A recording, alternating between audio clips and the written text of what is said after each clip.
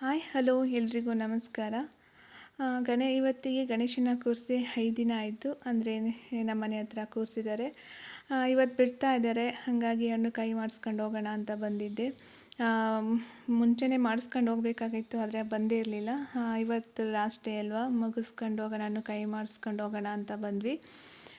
ನಾವು ಬರೋ ಅಷ್ಟರಲ್ಲಿ ಆಗಲೇ ಪೂಜೆ ಎಲ್ಲ ಸ್ಟಾರ್ಟ್ ಆಗಿತ್ತು. ನನ್ನ ಮಗಳು ಮತ್ತು ಯಾರನ್ನ ಫೋನ್ ನೋಡ್ಕೊಂಡು ನಿಂತ್ಕೊಂಡಿದ್ದಾರೆ. ಅವ್ರಿಗೆ ಪೂಜೆಯಲ್ಲಿ ಜಾಸ್ತಿ ಹೊತ್ತು ಕೂತ್ಕೊಳ್ಳೋಕ್ಕಾಗ್ತಾ ಇರಲಿಲ್ಲ, ಹಾಗಾಗಿ ಅವರು ಫೋನಲ್ಲಿ ಬ್ಯುಸಿಯಾಗವ್ರೆ.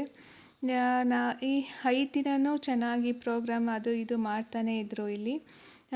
ನನ್ನ ಮಗ ಒಂದು 3 ಗೇಮಲ್ಲಿ ಗಣೇಶನೆಲ್ಲ ಬಿಟ್ಟು ಬಂದಮೇಲೆ ಪ್ರೈಸ್ ಎಲ್ಲ ಡಿಸ್ಟ್ರಿಬ್ಯೂಟ್ ಮಾಡ್ತೀನಿ ಅಂತ ಹೇಳಿದರು. ಮತ್ತು ಪ್ರಸಾದ ಏನೂ ಕೊಟ್ಟಿರಲಿಲ್ಲ, ಲಾಸ್ಟಲ್ಲಿ ಕೊಡ್ತೀನಿ ಅಂತ ಹೇಳಿದರು.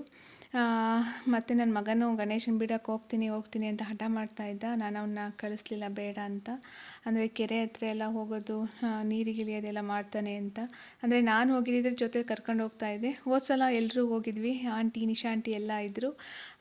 ಈ ಸಲ ನಾನು ಬೇಡ, ನಾನು ಹೋಗಲ್ಲ, ಬೇಡ ಅಂತ ನಾನು ಕಳಿಸ್ಲಿಲ್ಲ. ಹಂಗಾಗಿ ಒಂದು ಸ್ವಲ್ಪ ಬೇಜಾರು ಮಾಡಿಕೊಂಡ. ಪೂಜೆ ಎಲ್ಲ ಚೆನ್ನಾಗಾಯಿತು. ಲಾಸ್ಟ್ವರೆಗೂ ನಾವು ಕೂತ್ಕೊಂಡಿದ್ವಿ. ಗಣೇಶನ್ ಬಿಟ್ಟು ಬಂದಮೇಲೆ ನೆಕ್ಸ್ಟ್ ಗೇಮ್ ಇದೆ ಅಂತ ಹೇಳಿದರು. ಮುಂಚೆ ಎಲ್ಲ ಮಕ್ಕಳಿಗೆಲ್ಲ ಗೇಮ್ ಆಡಿಸಿದ್ರು, ನೆಕ್ಸ್ಟ್ ಬರೀ ಲೇಡೀಸಿಗೆ ಮಾತ್ರ ಆಡಿಸ್ತೀನಿ ಅಂತ ಹೇಳಿದರು. ಮತ್ತು ಗಣೇಶನೆಲ್ಲ ಬಿಟ್ಟು ಬಂದಾದಮೇಲೆ ಮತ್ತೆ ಗೇಮ್ ಸ್ಟಾರ್ಟ್ ಮಾಡಿದ್ರು.